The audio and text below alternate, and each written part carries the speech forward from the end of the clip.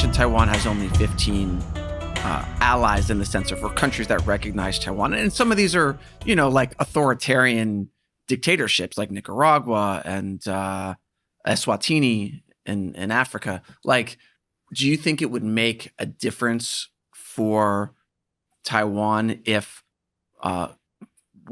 liberal democracies either added Taiwan as an official, or recognized Taiwan officially, or switched allegiances to Taiwan? Well, I mean, these are all like 1 and 0, black and white answers. And as I learned in diplomacy, ambiguity is good. It gives you room to maneuver. And there are very few things that are actually, light switches on or off. So I'll point to Lithuania and the Czech Republic. Lithuania has done some great work in standing up what they call a Taiwan Relations Office, where they're using the word Taiwan, not Taipei. They're doing all sorts of, they banned Huawei. They've gotten out of the 17+1. And then the PRC has responded, but we've, like Australia discovered, the bark is much worse than the bite. And as long as we all support each other, so when Lithuania does this, or when Australia does this, the rest of the free world comes in and says, we're not going to allow you to suffer unnecessarily in this. And there's a group called the Interparliamentary Alliance on China, IPAC. If you get a chance to look at that, they're doing some really good work in this regard. And basically, so they're the ones that started the Buy Australian Table Wine campaign last Christmas, when the PRC slapped 212% tariffs on Australian wine, basically driving it out of the Chinese market. What better time of year than to buy Christmas cheer and share with your friends? So I bought lots and lots of Australian wine and gave it to my friends. There are elegant solutions to this, short of just rapid flipping of all countries' recognition back to Taiwan. That's a solution. I don't think it's going to be the one that's going to work best. We have to make sure that the PRC's interests are covered as well, at least to the point that we don't force them into a corner to do something unfortunate. But look, the one thing we have that unfortunately the other side doesn't is we got free share of expression of ideas, and some really elegant solutions are possible in this regard. And we've seen them already, IPAC being one. The trouble with authoritarianism is you can't really allow too much innovation and creative thinking, because always the question becomes, why is the Communist Party the only party that can run China? I mean, that's just an obvious question. And you start getting in trouble. And this is why innovation, creativity are hard to do in the PRC, because you quickly get into trouble. I want to go back to the Taiwan thing for a minute, because you mentioned, ambiguity being useful for diplomacy, giving you room to maneuver. And there's been this debate recently over the US's strategic ambiguity about the Taiwan, like whether we would come to Taiwan's defense. Do you think that is helpful? One, the idea of strategic ambiguity was never a formal policy. It was what somebody described the U.S. approach as. Maybe you just call it indecision. But this is putting a happy face on it. But that's what it became. That's what the policy became over time. And I think it's a fair description. I'm not a fan of red lines. Look, when I was a young lieutenant or a commander, I liked bright red lines, because it could tell me what I could do and what I couldn't do. But at this level, you don't want to force yourself. It takes me back to the Syrian red line. If you use chemical weapons on your own people, the U.S. is be forced to interact or to intervene. And then we didn't do it. And there's nothing more important, I think, in the international sphere than credibility, where people know you're going to do what you say you're going to do. So I'm a Korea guy. I started off in the Korea, in the Atchison line, and the lead into the Korean War, to me, are instructive here. In that when you draw a red line, and it doesn't include Korea, but includes Japan and all these others, that incentivizes others to, take unfortunate action, which we saw on June 25th, 1950. You realize in China, the war began in October, right? The Korean War started in October, which is bizarre. Anyway, and so, we were thinking through what that would look like. So if you're going to draw a red line, it's going to have geographic aspects to it. What would you include and what would you not include? And then whatever you draw that line, we know how the PRC works. They're really good at testing. This is I wish we could pick up more of this ability, but you draw a line here and they're going to stick a toe over it. And they're going to stick 2 toes over it. And they're just going to see, is that too much? Is that too much? Is that too much? Until they've obviated the whole thing. Think about the Soviet-Vietnam alliance in 1979, where the Soviets said they would come to Vietnam's aid in case they were attacked. What did the Chinese do? Well, the PLA invaded northern Vietnam with 60,000 people, and they lost badly, but they won in that they obviated and they paid to this commitment by the Soviets to support Vietnam. In 1980, you had the Pete Peterson, a former POW, back in Vietnam, beginning to establish diplomatic relations. So, these are all things that, other than the diplomatic relations with Vietnam, this is where red lines actually encourage adventure and they encourage testing.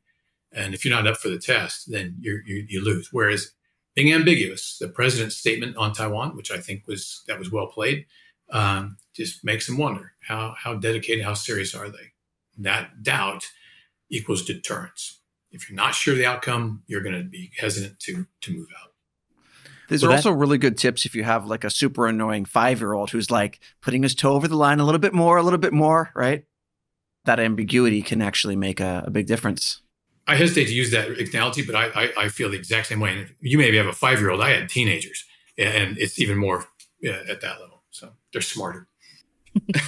Teenagers are all about psychological warfare. But it's interesting what you're saying about red lines, because it makes me think China drew a red line about having the U.S. stationing troops in Taiwan. Well, what did the U.S. do? Well, there are troops in Taiwan. They're training. They're not stationed there. They're just, there. And it's actually sort of seems like the U.S. in a way kind of testing China's red line. We've played this well for the longest time. We had what we called salami slice tactics in the South China Sea and other places. And our response, in the past was fairly anemic. Well, now we are playing the game in reverse. And I don't think it's necessarily intentional. I just think it's the U.S. standing up and going, wait a sec, why are we doing this? This is not what we agreed to, and this isn't in our interest. And it's completely legitimate that we, work with Taiwan to ensure that the materials of a defensive nature, that they can use them effectively. So F-16 unit training in Phoenix, Arizona. That's nobody complains about that. It's very necessary because, again, we have the weather and the capability to teach. I won't spend a lot of time talking about the deployments to Taiwan to train at the lower level. Well, I'll point out, though, that Singapore does it and lots of other countries do it as well. Remember, Singapore was shipping some of its Jeeps and stuff back. They went through Hong Kong and the Chinese seized them. And then made a big public kerfuffle, which brings to light yet another consideration in diplomacy is you have to make a very clear decision about whether you're going to make this public or whether you're going to keep it private.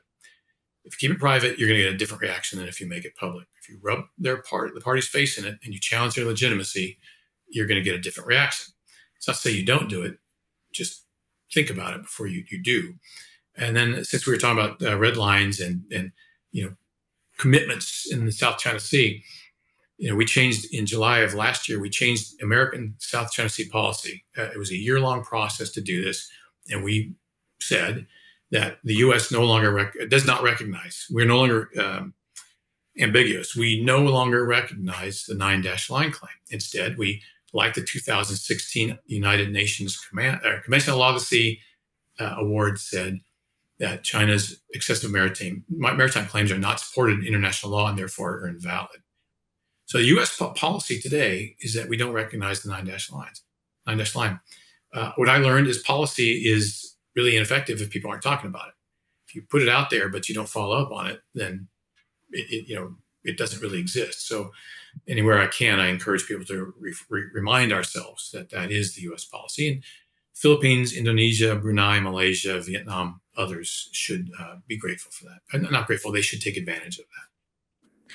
Well, I know for the longest time, Chinese officials were like, you human rights as an example. You can talk to us about human rights, but behind closed doors. We don't have to make it public. So it seems like that's where you can really nail them. Well, that works until you're not getting any headway or traction. And where, as we saw in Xinjiang and Tibet and other places, those violations are getting just too much to bear. And so, and here's the other thing. We talk about dialogue. If they don't come to the table to talk, what are you left with? And if you're going to make sure that your message is heard, but they're not, and you have no way of communicating it privately, then you're only left with one option. It's what the PRC calls megaphone diplomacy, is where you actually have those conversations in the public space. A couple examples. In September of 2019, on the side of United Nations General Assembly, we hosted, I think, 30 countries. It was something like that. And 4 Uyghur survivors of the camps and the abuse in Xinjiang. And I think you guys have been there. I've been there, seen it. And this was a very public statement of support from democratic and the free world, saying, we're aware of what you're doing and we're going to publicize it, and you should probably stop doing it. Did it have an effect? I think you saw something about the vocational training camps, so-called, were maybe drawn down a bit, but then they took the Uyghur, trainees, if you want to use that word, and they shipped them out across industry in China, and they were then used as slave labor to make Nike shoes and a bunch of other things. So they just went from one form of bad to another form of bad. So you got to make it public, and you can get a response. And then you can if you get a response, that at least is a progress. The actual response in the human rights area would be to sit down and have a conversation. But short of that, having this conversation in the public space is helpful too.